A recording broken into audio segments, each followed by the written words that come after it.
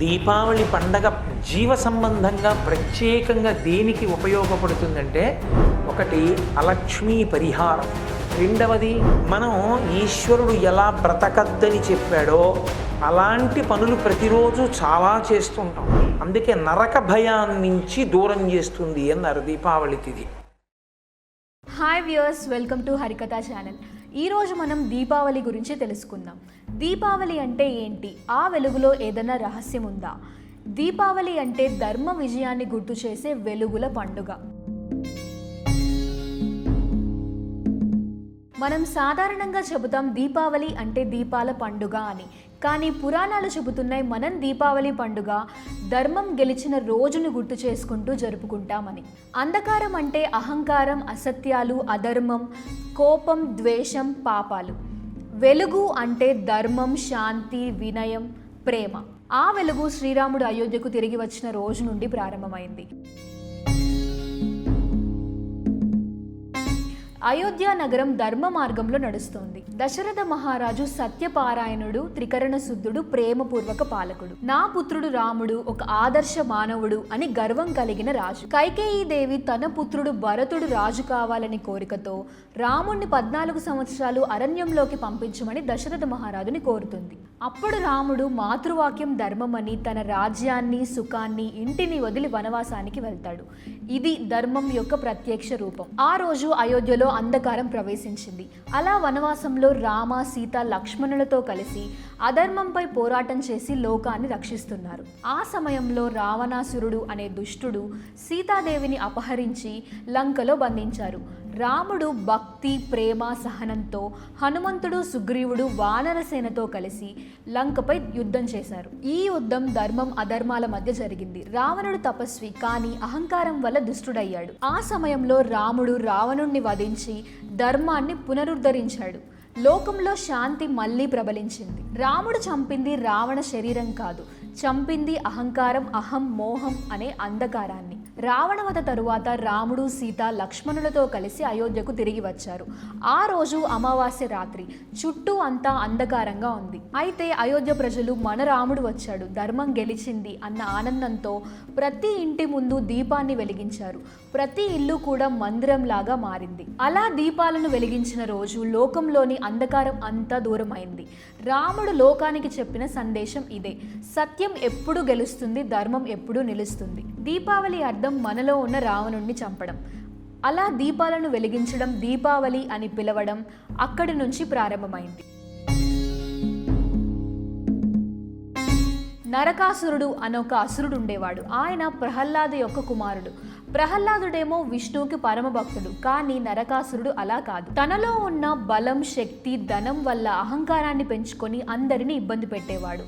తన రాజ్యంలో దయ లేదు, ధర్మం లేదు, శాంతి లేదు. నరకాసురుడు తపస్సు చేసి బ్రహ్మదేవుడి దగ్గర నుంచి ఒక వరాన్ని పొందుతాడు.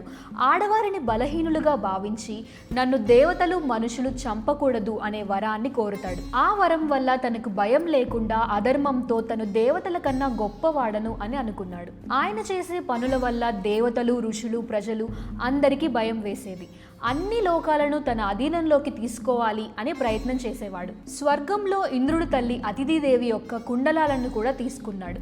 దాంతో దేవతలు అందరూ కలిసి శ్రీకృష్ణుడిని ప్రార్థించారు, స్వామి, ఈ అధర్మాన్ని, అంధకారాన్ని అంతం చేయండి అని. శ్రీకృష్ణుడు చిన్నగా నవ్వుతూ చెప్తాడు, నరకాసురుడిని చంపడానికి నేను కాదు, తన తల్లి రూపంలో ఉన్న సత్యభామ చేతిలోనే చంపబడతాడు అని. అది ఎలా అంటే, నరకాసురుడు అనేవాడు భూదేవి పుత్రుడు. ఆమె శ్రీ మహావిష్ణువు యొక్క భార్యలలో ఒకరు. నరకాసురుడు విష్ణువు యొక్క వరంతోటి పుట్టాడు. పురాణాల ప్రకారంగా సత్యభామాదేవి భూదేవి అవతారం. భూదేవి అంటే భూమాత, మన అమ్మ. అలానే నరకాసురుడు కూడా భూదేవి యొక్క పుత్రుడు. ఆమె కరుణ, ప్రేమ, దయాకి స్వరూపం. భూదేవి, వరాహస్వాములకు పుట్టే బిడ్డే నరకాసురుడు. నరకాసురుడికి రాక్షస లక్షణాలు ఎలా వచ్చాయంటే, భూదేవి, వరాహస్వామి సంధ్యా సమయంలో కలవడం వల్ల వచ్చాయి. రాక్షస లక్షణాలు వస్తే విష్ణువు చేతిలోనే తన బిడ్డ యొక్క అంతం ఉంటుందని భూదేవి వరాహస్వామిని ఒక వరం కోరుతుంది. అప్పుడు వరాహస్వామి నరకాసురుడి యొక్క అంతం తన తల్లి చేతిలోనే ఉంటుంది అని చెబుతాడు. అందుకే కృష్ణుడు సత్యభామతో కలిసి గరుడ వాహనం మీద యుద్ధానికి వెళ్తాడు. యుద్ధంలో కృష్ణుడు బాణం తగిలి మూర్ఛపడినట్లు ఒక లీలను చేస్తాడు. అప్పుడు సత్యభామలో ఉన్న భూదేవి శక్తి ప్రచోదితమై తన పుత్రుడిలో ఉన్న అంధకారాన్ని సంహరిస్తుంది. ఆమె ధర్మాన్ని పూర్తి చేయడానికి నరకాసురుడిని వధించింది. అదే నరకాసురుడి వధ రహస్యం. ఈ సమరం బ్రహ్మముహూర్తంలో దీపావళి ముందు రోజు జరిగింది. సత్యభామ నరకాసురుడిని వధించినప్పుడు అంధకారం నుండి లోకం మళ్ళీ వెలుగులోకి వచ్చింది. అందుకే దానికి నరక చతుర్దశి అనే పేరు వచ్చింది. ఆ రోజు స్నానం చేయడం చాలా ప్రాముఖ్యం. ఈ స్నానం వల్ల పాప పరిహారం జరుగుతుంది. ఆ రోజు మనం కూడా మనలో ఉన్న అంధకారాన్ని స్నానంతో తీసేయాలి. అప్పుడే దీపావళి యొక్క వెలుగు మన హృదయంలో కూడా వెలుగుతుంది. దీపావళి అంటే లక్ష్మీదేవి ఇంటికి వస్తుంది అని. సముద్ర మధ్యలో దేవతలు, అసురులు అందరూ కలిసి అమృతం కోసం సముద్రాన్ని మదిస్తారు. ఆ సముద్రం నుండి చాలా దివ్యమైన వస్తువులు బయటికి వచ్చాయి.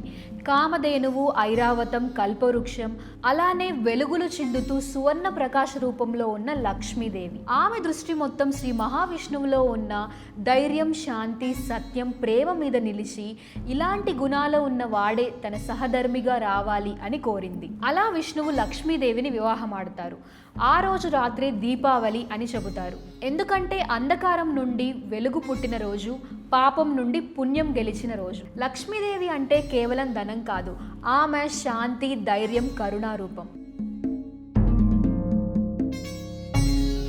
వినాయకుడి పూజ. దీపావళిలో లక్ష్మీదేవి పూజతో పాటు వినాయకుడి పూజ కూడా చేస్తారు. ఎందుకంటే లక్ష్మీదేవి లోకానికి వస్తున్న సమయంలో చాలా విఘ్నాలే వస్తాయి. అందుకని వినాయకుడు ఆ విఘ్నాలను తొలగించడానికి పూజ చేస్తాడు. అప్పుడే లక్ష్మీదేవి వస్తుంది. వినాయకుడు మనలోని బాధలను, విఘ్నాలను తీసేసి ధన సమృద్ధికి తోడ్పడతాడు. కాబట్టి లక్ష్మీదేవి పూజతో పాటు వినాయకుడికి కూడా పూజ చేస్తారు. బలిచక్రవర్తి అనే ఒక అసురుడు ఉన్నాడు.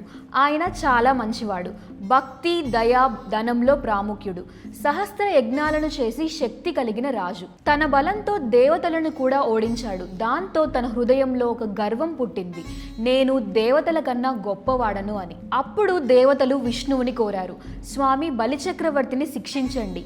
ఆయన మంచివాడే, కానీ గర్వంతో మారిపోయాడు. ఆయనకి తిరిగి మంచి బుద్ధి, జ్ఞానం కలిగేలా, ఆయన మనసులో వినయం పుట్టేలాగా చెయ్యండి అని కోరుతారు. అప్పుడు విష్ణువు వామనావతారం తీసుకొని చిన్న బాలబ్రహ్మచారిలాగా గొడుగు, కమండలం, శాంతమైన వెలుగుతో బలి యజ్ఞ మండపానికి వెళ్ళారు. అక్కడ బ్రాహ్మణుడి రూపంలో ఉన్న స్వామిని చూసి బలి, స్వామి నేను మీకు ధనం ఇవ్వడం నాకు సంతోషం, కాబట్టి మీకు ఏం కావాలో అని అడగగా దానికి వామనుడు, నాకు 3 అడుగుల భూమినివ్వండి, అది నాకు మీరు ఇచ్చిన వరంలాగా తీసుకుంటాను అని చెబుతాడు. బలి చక్రవర్తి నవ్వి, అంతేనా, నేను మీకు ఏం కావాలన్నా ఇస్తాను, మీరేమో 3 అడుగులు అడుగుతున్నారు అని ఒప్పుకుంటాడు. అప్పుడు వామన రూపం పరమ విశాలమైన విశ్వరూపంగా మారి 1 అడుగుతో భూమి మొత్తం, 2వ అడుగుతో ఆకాశం మొత్తాన్ని తీసుకున్నారు. అది చూసి బలి ఆశ్చర్యపోతాడు. అప్పుడు విష్ణువు అడుగుతాడు, 3వ అడుగు ఎక్కడ వేయమంటావు అని. అప్పుడు బలి శిరస్సు వంచి నమస్కరించి, స్వామి 3వ అడుగు నా తల మీద వేయండి, నా అహంకారం, నా ధనం, నా గర్వం మొత్తం మీకు అర్పిస్తున్నా అని చెబుతాడు. అప్పుడు విష్ణువు బలి తల మీద 3వ అడుగు వేసి, నీ నిజమైన భక్తి, వినయం నాకు సంతోషాన్ని ఇచ్చింది. నీ లోక ప్రజల రక్షణ కోసం ప్రతి సంవత్సరం నేను నీ ఇంటికి వస్తాను అని చెబుతాడు. అప్పుడే బలిని పాతాళ లోకానికి రాజుగా నియమిస్తారు.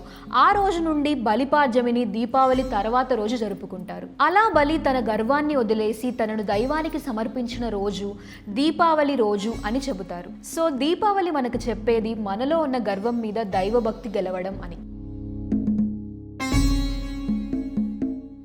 ధనత్రయోదశితోనే దివాళీ మొదలవుతుంది. మొదటిగా వచ్చేదే ధనత్రయోదశి, ఆ తరువాత నరక చతుర్థి, తర్వాత వచ్చేదే దివాళీ. ఇది కార్తీక మాసంలోని కృష్ణపక్ష రోజు వస్తుంది. ఈ రోజు ధనం, ఆరోగ్యం, ఆయువు 3 కలిసి మనల్ని ఆశీర్వదిస్తాయి. కాబట్టి సముద్ర మదన సమయంలో అమృతం కోసం దేవతలు, రాక్షసులు సముద్రాన్ని మదించినప్పుడు అందులో నుండి రత్నాలు, అప్సరసలు, ఐరావతం, లక్ష్మీదేవి ఇలా 14 అమూల్యమైన వస్తువులు సముద్రం నుండి బయటికి వచ్చాయి. వాటిలో ఒకటి ధన్వంతరి భగవాన్. ఆయన ఒక వైద్య దేవుడు. ఆయన సముద్రం నుండి అమృత కలశంతో బయటికి వచ్చారు. సమకూర్చాడు. ఆ కలశంలో ఉండేది జీవానికి బలాన్ని ఇచ్చే అమృతం. ఆయన చేతిలో అమృత కలశం యొక్క అర్థం ఏంటంటే మన జీవితంలో ఆరోగ్యం, బలం, సౌఖ్యం వీటన్నిటికంటే మించిన ధనం ఏదీ లేదు అని. అందుకే ఈరోజు ధన్వంతరిని పూజించి మనం ఆరోగ్యం, మానసిక శాంతి, శరీర బలాన్ని కోరుకుంటాం. ధన్వంతరిని ఆయుర్వేద పీఠ అని కూడా పిలుస్తారు. ఆయుర్వేదం అంటే ఆయు ప్లస్ వేద, జీవితంలో ఆరోగ్యంగా ఎలా గడపాలి అని నేర్పించే విద్య. ఆయన దేవతలకు, మనుషులకు ఎలా రోగాలు తగ్గాలని, శరీరం బలంగా ఉండాలనేది బోధించాడు. ఆయన చెప్పిన మార్గంలో వైద్యం చేయడం వలనే మనం ఆరోగ్యంగా, బలంగా, సంతోషంగా, చిరునవ్వులతోటి జీవితాన్ని గడుపుతున్నాం. కాబట్టి ధనత్రయోదశి రోజు మనం ధన్వంతరిని పూజిస్తాం. ఈ పూజలోని అర్థం ఏంటంటే ఆరోగ్యమే మనకి అత్యంత విలువైన ధనం అని. ధనత్రయోదశి రోజు లక్ష్మీదేవి ఇంటికి వస్తుంది అని చెబుతారు. ఎవరైతే ఈ రోజు శుభ్రంగా స్నానం చేసి అందంగా ఇంటిని అలంకరించి దీపాలను వెలిగించి లక్ష్మీ పూజను చేస్తారో ఆ ఇంట్లో ధన సంపద, శాంతి నివసిస్తాయనేది నమ్మకం. ధనత్రయోదశికి సంబంధించి ఇంకొక ప్రసిద్ధ కథ కూడా ఉంది. ఒక రాజు పేరు హిమ. ఆయనకి ఒక కుమారుడు ఉండేవాడు. జ్యోతిష్యం ప్రకారం ఆ కుమారుడు వివాహమైన 4వ రోజు సర్ప విషం వల్ల మరణించబడతాడు అని జాతకంలో ఉంటుంది. దానికి ఆ రాజు ఎంతగానో బాధపడతాడు. కానీ ఆ కుమారుడి భార్య అత్యంత బుద్ధివంతురాలు, తెలివైనది. తను అనుకుంటుంది యమధర్మరాజు సర్పరూపంలో వచ్చి తన భర్తను తప్పకుండా తీసుకువెళ్తాడు అని. కాబట్టి నేను భక్తితో, దీపాల వెలుగుతో, ప్రేమతో యముణ్ణి సంతోషంగా చేసి తన భర్తను తీసుకుని వెళ్లకుండా చేస్తాను అని అనుకుంటుంది. యమధర్మరాజు నిజంగా సర్పరూపంలో వచ్చి దీప ప్రకాశాల అందాన్ని చూసి, గీతాలు విని సంతోషంగా అనిపించి దయతోటి తన భర్తను స్పర్శించకుండా తిరిగి వెళ్ళిపోతాడు. అప్పటి నుంచి ధనత్రయోదశి రోజు యమదీపాన్ని వెలిగించడం ఒక పరంపరగా మారింది. దీప వెలుగు అంటే ప్రత్యేక రూపంలో ప్రాణరక్ష. ఆ వెలుగే యముడికి కూడా దయను కలిగించింది. గోవర్ధన పూజ. గోవర్ధన పూజని మనం దీపావళి తర్వాత రోజు చేసుకుంటాం. దీనినే అన్నకుట్ ఉత్సవం అని కూడా పిలుస్తారు. ఒకసారి గోకులంలో అందరూ వర్షాల కోసమై ఇంద్రుణ్ణి పూజిస్తూ ఉండేవారు. అప్పుడు చిన్నపిల్లవాడైన కృష్ణుడు చెప్తాడు, ఇంద్రుణ్ణి పూజించడం కన్నా మన జీవితంలో ఆధారాలు అయిన భూమి, అన్నం, గోవర్ధన పర్వతాన్ని దైవాలుగా భావించి పూజించాలి అని. ఆ మాటలు విన్న గోకుల వాసులు ఇంద్రుడి పూజని ఆపేసి గోవర్ధన పూజని ప్రారంభించారు. దానికి కోపం వచ్చిన ఇంద్రుడు పెద్ద గాలివాన వచ్చేలాగా చేశాడు. ఆ సమయంలో కృష్ణుడు గోకులవాసులను కాపాడడానికి తన చిటికిన వేలుతో గోవర్ధన పర్వతాన్ని ఎత్తాడు. అలా ఆ పర్వతం కింద నిలుచొని అందరూ రక్షణ పొందారు. తర్వాత ఇంద్రుడు కృష్ణుడి మహిమను తెలుసుకొని వర్షాన్ని ఆపేశాడు.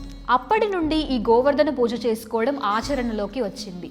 దీనినే అన్నకుట్ ఉత్సవం అని కూడా అంటారు. గోవర్ధన పూజలో భూమి, అన్నం, ప్రకృతిని పూజించాలి. ఇది మనకి అక్కా చెల్లెళ్ళు, అన్నా తమ్ముళ్ళ మధ్య ప్రేమ బంధాన్ని గురించి చెబుతుంది. ఇది రక్షాబంధన్ లాగా చేసుకునే ఒక సాంప్రదాయం. పురాణాల ప్రకారం యమునాదేవి అనొక నదీ దేవత, ఆమె యమధర్మరాజుకి చెల్లెలు. చాలా రోజులు ఆయన తన చెల్లిని కలవలేదు.